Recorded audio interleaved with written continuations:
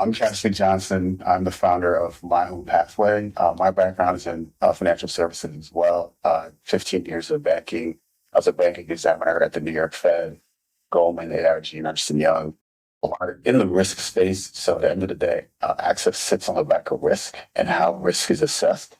And a lot of times consumers don't know what they look like from a risk perspective. And so then how can you really, put yourself in the best foot forward? And if you kind of look at a lot of inclusion metrics, right? When people talk about wealth gaps, income gaps, et cetera, homeownership gap, for example, we're working on, they haven't really moved in the last 50 years. And there's a lot of programs out there, whether financial services, whether nonprofits, but they really haven't had the impact that they need. And so how do we leverage technology to also address some of these things? And how do we make financial literacy and education simplified enough so that the people get it and absorb it into habits? And a lot of times you have financial services executives or teams that provide content in a way that's built for people that understand finance already. So is it impactful for people that really need it is a lot of the challenge, and they don't really measure that. The only way you can measure that is by outcomes. And so that's a part where this disconnected between financial literacy and outcomes is how do we actually tailor all of this thing together so that it moves the needle for folks that truly need it. So that's really what my focus is and what I'm passionate about. I'm also an immigrant, born in Jamaica, came here and nothing about finance and had to learn. The first real big lesson for me was actually when my mom tried to buy a house and I had to read her note and her deed. And so I remember printing that out. It's 300 pages back in the day, taking the notes in the corners and sending the emails to the guy, the mortgage guy, what is this? Explain this to me. And so, that's part of where we need more people to just truly understand the details in finance. But to be, when folks try to explain to them, not be condescending at the same time. Yeah. You try to really get people all comfortable with this. Yeah. I mentioned students to college. So I started teaching some of that actually. The first one about 5 years ago, Penn State for incoming freshmen around financial literacy and engagement. I've done a few others.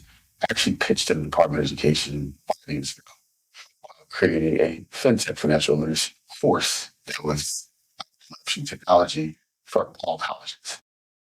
And the reason I usually gave them simple math.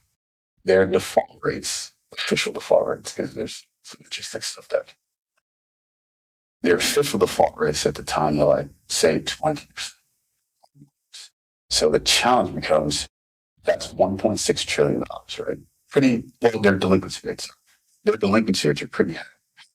There's unofficial delinquency rates too, which is different.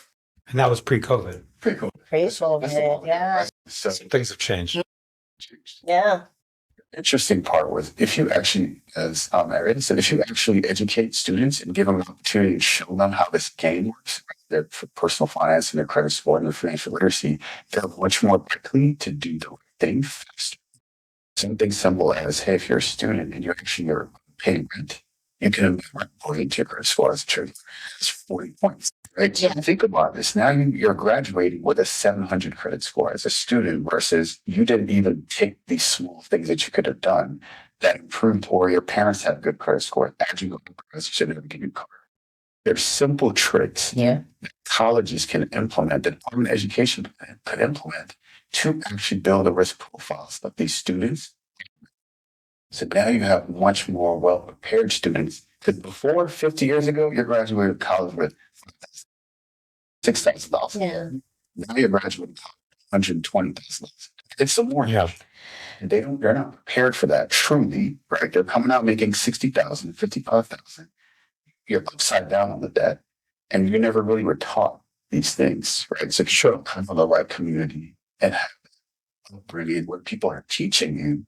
It is kind of beholden on, educational departments, schools, community, the churches to help you, but we have to be more strategic. Right? You shouldn't just rely on the church, hey, that'd be great if your church, your community does it. But you have these students, you've had them for 4 years, at least in college. You can automate, literally put courses in and put tools in that can say, hey, these are the tricks. There are 4 or 5 tricks you need to do. you can pay part of your student loan just interest while in school. The incentive structures are still misaligned in a lot of ways. And so if it's so easy to come up with misinformation, right? Yes, there's so much regulatory burden, compliance, because again, this is what like UDAP and all of this regulatory practice stuff for, so you don't end up being predatory for certain underserved communities or just anyone in general. The other misinformation doesn't have any of it, right? So they can just come up with some. It's 2 or 3, 5 million people, and people start believing. Everybody's gonna believe that. People start believing some of this stuff, and they're like, and for a bank to come back and now say, let's say a JP Morgan, what's the incentive for JP Morgan to say, I'm going to help you to understand that that's not correct. Yeah. I have to go through 15 layers of compliance. By the time I get through the 15 layers of compliance, he's no longer the trend. Yeah. Yeah, the baby boomers are sitting on trillions and trillions of dollars. And everybody, again, this is why asset management is also taken off for a lot of financial institutions, right? They want to manage part of those $40-50 trillion in assets. Yeah. And so like they also cater a lot of their services, their information, everything to folks that have money, right? And yes, there's going to be that wealth transfer, but that's coming down in another 5 or 10 years. And you'll just go after those folks when they have the money. But for right now, it's just incentives. Incentives sit on, I'm going after $50-40 trillion here, or I'm going after $1 trillion here. So banks are closing. Digital banking is much more, is open, right? So if you have a phone, which is again, a lot of folks have a phone, you can still participate in financial services versus like, hey, if I live someplace in a rural area, or even again, you have banking deserts in cities.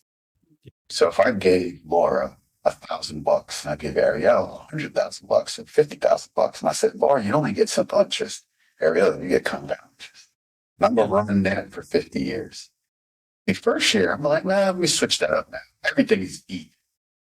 You got $1 million and you got $6,000 or $10,000. But everything is even on the 51st year.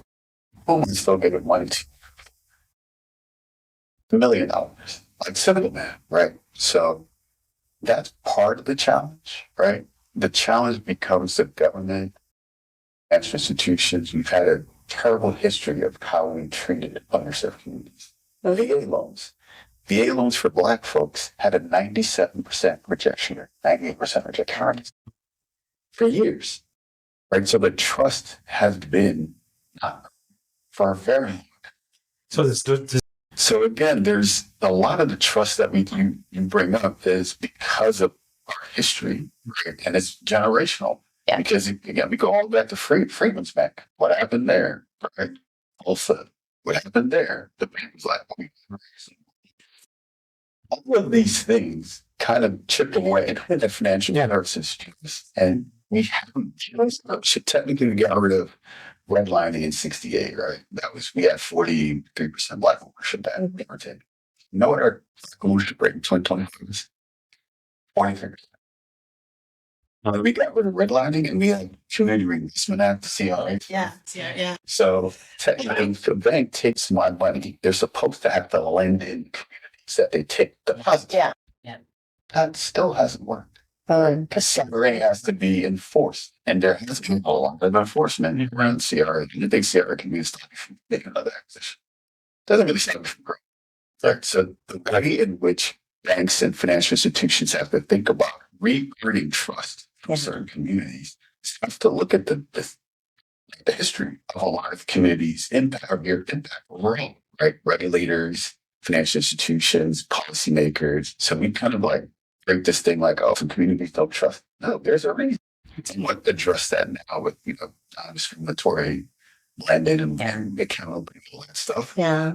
But we still got a ton of work to do. Right? There's some subliminal after effects of some of our history that we really haven't addressed. And so I think for all folks in all financial services spaces, we truly have to kind of peel that onion back a little bit and say, like, there's a reason for all this stuff. It's not like, oh, we just don't want to trust folks. And at the same I think what gives me hope really is folks like yourself, situations like this, people that are truly focused on moving the needle in terms of outcomes.